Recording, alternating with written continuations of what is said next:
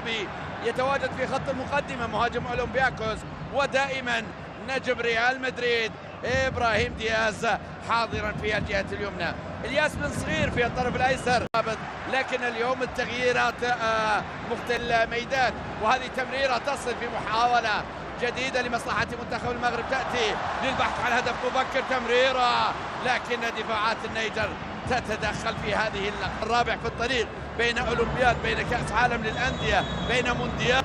لاعب باير ليفركوزن واحد من أصغر اللاعبين في أرضية. خطيرة يا أكرد، خطيرة يا أكرد.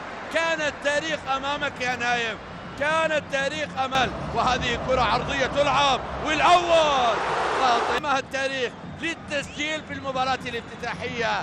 الذي يعرف منتخب المغرب عن ظهر غيب ويعرف أنه يعاني من بعض المشاكل الدفاعية وعدم استقرار على مستوى قلوب الدفاع. محاولة حالة تسلل واضحة على مهاجم النيجر. بوندسليغا أمامك لاعب مارسيليا نايف أكرد، كان أمام الياس عند يوسف بالعمري لاعب الرجاء البيضاوي الوحيد في أرضية الميدان. بالندور القادم بتوقعات كبيرة لحصوله على الكرة الذهبية الأفريقية، وهذه عرضية تلعب مقوسة خطيرة بكل تأكيد في محاولة تأتي لإلياس. اللعبة مستمرة وتسديدة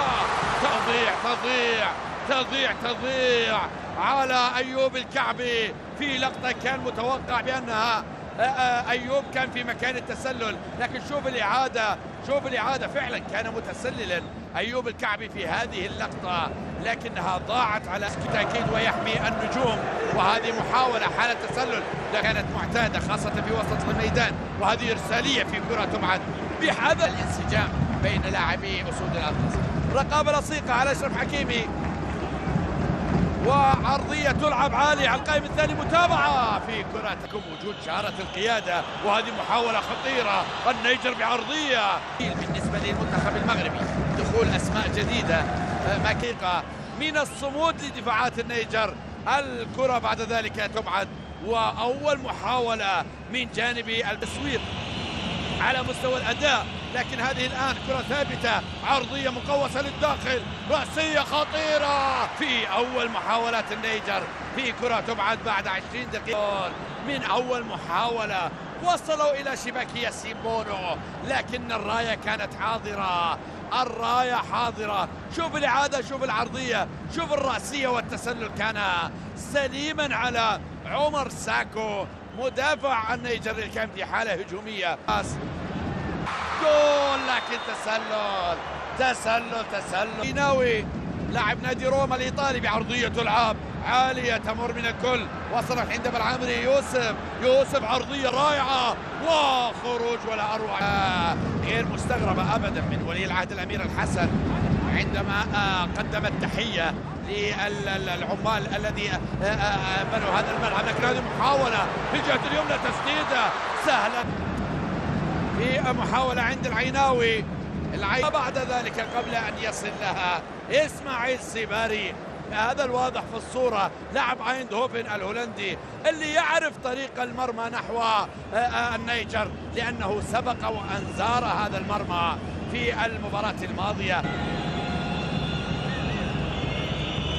كرة تعود في وسط الميدان بمحاولة لمصلحة النيجر، لاعب مامادو، سهلة لمامادو لكن صعبها، وبين في مكان ممتاز، وكرة تصل خطيرة، التسديد. إن النيجر الآن يحاول استغلال أفضليته على مستوى الفرص، أعادها إلى الياس مقوسة للداخل، رأسية تحضر عند أيوب الكعبي إلى دياز إلى أشرف، لقطة عن طريق الطرف الأيمن إلى أشرف، الخطأ بذكاء كبير وبطاقة صفراء، وبدأ يتابع ياسين يتركها إلى ضربة مرمى، لكن بطاقة صفراء أولى أعتقد عبد اللطيف كوب لاعب ريال مدريد الحالي، وأشرف حكيم تعلم كرة القدم في ريال مدريد، وتسديدة في حائط الصد تنتهي إلى ركني. أشرف حكيم رابع العالم، بطاقة صفراء ثانية للاعب أعتقد لديه المنتخب المغربي المصنف الثاني عشر على مستوى العالم، الكثير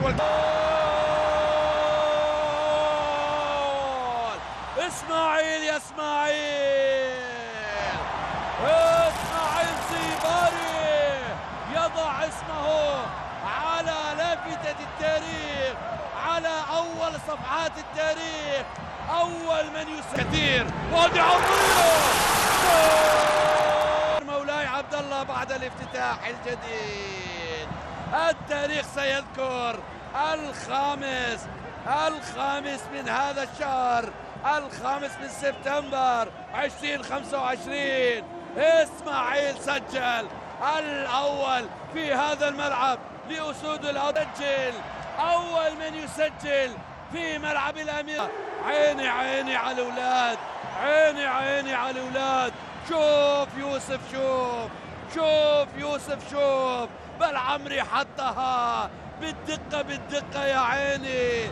إيه لإسماعيل. نيل العيناوي، نيل خلاص.